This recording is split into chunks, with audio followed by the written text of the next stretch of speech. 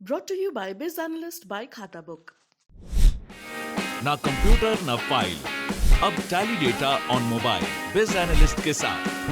नमस्कार, आप देख रहे हैं बिज तक। मैं हूं रजत देवगन। आज बात करेंगे वर्ल्ड मार्केट्स में जो इस हफ्ते सबसे बड़ा इवेंट रहा उसके बारे में, और वो ना भारतीय बाजारों में था और ना ही रशियन मार्केट्स में, वो था चाइनीज बाजार में। जी हां, चाइना के बाजारों में इस हफ्ते कुछ ऐसा हुआ जिससे फिर से सवालिया निशान खड़े हो गए चाइना सरकार के ऊपर कि किस तरीके की रेगुलेशंस और किस तरीके की पॉलिसी उन्होंने ड्राफ्ट कर रखी है। सबसे पहले तो आपको ये बताएं कि इस हफ्ते चाइनीज मार्केट्स में जिस तरीके की वोलेटिलिटी देखने को मिली है वो एक दशक में सबसे ज्यादा है।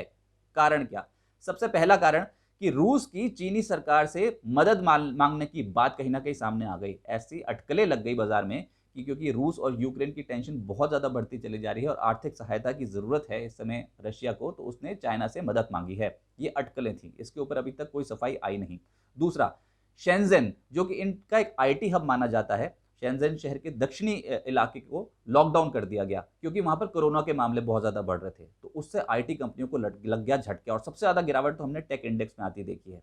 तीसरी सबसे बड़ी बात यह थी कि सख्त रेगुलेशन करे हुए हैं चाइनीज सरकार ने, मोर्चा खोल रखा है, क्रैकडाउन कर रही है अपनी टेक कंपनियों पर और आईटी कंपनियों में। जिस तरीके की पॉलिसी ड्राफ्ट कर रही है वो कंपनियों के खिलाफ, वो बहुत सख्त है, और उसके चलते ताबड़तोड़ बिकवाली हमने आईटी और टेक इंडेक्स में चाइना के मार्केट में आती हुई देखी।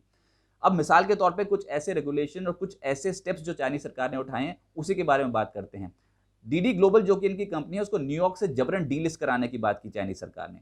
दूसरा, टेंसेंट के ऊपर एंटी मनी लॉन्ड्रिंग के आरोप लगा दिए गए और रिकॉर्ड जुर्माने की बात कर दी गई। तीसरा, डॉबन जो कि इनका एक सोशल नेटवर्क प्लेटफॉर्म है, वहां पर सख्त सेंसरशिप की बात कर दी गई। और डॉबन का यूजर बेस अगर देखें, वैसे तो मैं इनकी वेबसाइट पे देख रहा था, कुछ समझ में नहीं आया क्योंकि वहां पर पिक्टोरियल रिप्रेजेंटेशन है, चाइनीज भाषा में लिखा है। मैंने इंटरनेट खंगालने की कोशिश करी तो 30 करोड़ यूजर बेस का आंकड़ा जो सामने निकल के आ गया। अब कितना सच है कितना गलत वो तो वक्त ही बताएगा, लेकिन डॉबन पे अगर सख्त सेंसरशिप नियम लागू होते हैं और इतनी ज्यादा चाइनीज पॉपुलेशन ये मीडिया प्लेटफॉर्म यूज करती है, तो उसका एक बड़ा इंपैक्ट आ सकता है। अब बाजार ने इसको बिल्कुल अच्छी तरह नहीं लिया कि चाइना अपने ही कंपनियों के ऊपर इतने सख्त नियम क्यों लागू करता चला जा रहा है। विदेशी निवेशकों में हड़कंप मच गया और 14 मार्च को हमने देखा कि बहुत भारी बिकवाली कंपनियों में आती चली गई। हैंगसेंग टेक इंडेक्स 11% टूटा, लगभग 2 लाख करोड़ की मार्केट कैप साफ हो गई। इसके बाद अचानक 16 मार्च को चाइनीज सरकार ने अपना रुख पलट दिया, पासा ही पलट गया। बाजार में जबरदस्त तेजी देखने को मिली, और ऐसा हुआ क्यों?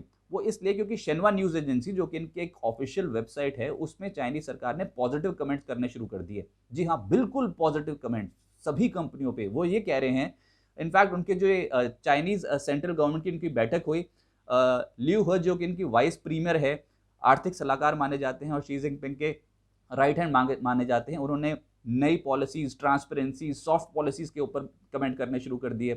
चाइनीज सरकार का ये कहना है कि वो टेक कंपनी और निवेशकों को राहत देंगे, अपने ही देश के शेयर बाजार को वो सपोर्ट करेंगे, स्टेबल रखने की कोशिश करेंगे। नए पारदर्शी रेगुलेशन लाने की बात की गई। चीनी कंपनियों की विदेशी लिस्टिंग को भी मंजूरी देने की बात कर दी गई।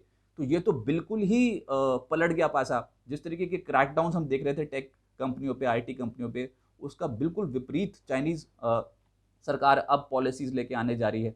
तो विदेशी निवेशकों में एकदम से फिर से हड़कंप मचा और उन्होंने होड़ लग गई एक तरीके से कि शेयर बाजार में अब इनके कंपनियों के शेयर खरीदे जाएं। हुआ ये कि 16 मार्च को अचानक से हैंगसेंग टेक इंडेक्स में 22% का उछाल देखने को मिला। टेंसेंट, अलीबाबा, नेट ईस्ट, इन सब के शेयर 23 से 24% उछलते हुए नजर आए।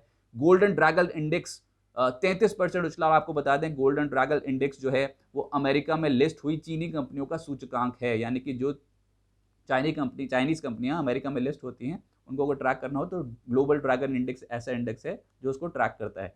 33% का उछाल वहां पर देखने को मिला, तो जोरदार तेजी। लेकिन इस तेजी के बीच ऐसा हुआ क्यों, इस पर फिर से सवालिया निशान उठ गए हैं। क्या चाहती है चाइनीज सरकार? पहले तो अपनी ही कंपनियों पे हथौड़ा चलाया, चाबुक चलाया और इतने सख्त रेगुलेशन लेके आ गई। उसके बाद जब कंपनियों के शेयर गिर गए तो एकदम से अपने रेगुलेटरी जो अपने स्टेप्स हैं और साथ साथ जो पॉलिसीज हैं उनको बदल दिया, और अब बिल्कुल फेवर में है कि अपनी आईटी और टेक कंपनियों को कैसे संभाला जाए। शेयर बाजार में जैसे ही गिरावट आई वैसे ही कंपनियों को राहत देने की बात कर दी गई। एक बार फिर से चाइनीज गवर्नमेंट की पारदर्शिता पर सवाल उठ गए, और किस तरीके से वो रेगुलेट करते हैं अपने शेयर बाजार को, उसको लेकर विदेशी निवेशकों के ऊपर एक रॉन्ग मैसेज गया है। हमें तो अब तक ये समझ में नहीं आया कि बाजार में ऐसा हुआ क्यों, और क्यों इतनी ज़्यादा गिरावट एकदम से चाइनीज़ मार्केट पे देखने को मिली, और इतने लाखों करोड़ों का नुकसान करने के बाद, विदेशी निवेशकों का भी नुकसान करने के बाद, चाइनीज गवर्नमेंट ने अपनी ही पॉलिसीज को चेंज कर दिया और अब वो कह रहे हैं कि हम अपने शेयर बाजार को स्टेबल रखेंगे।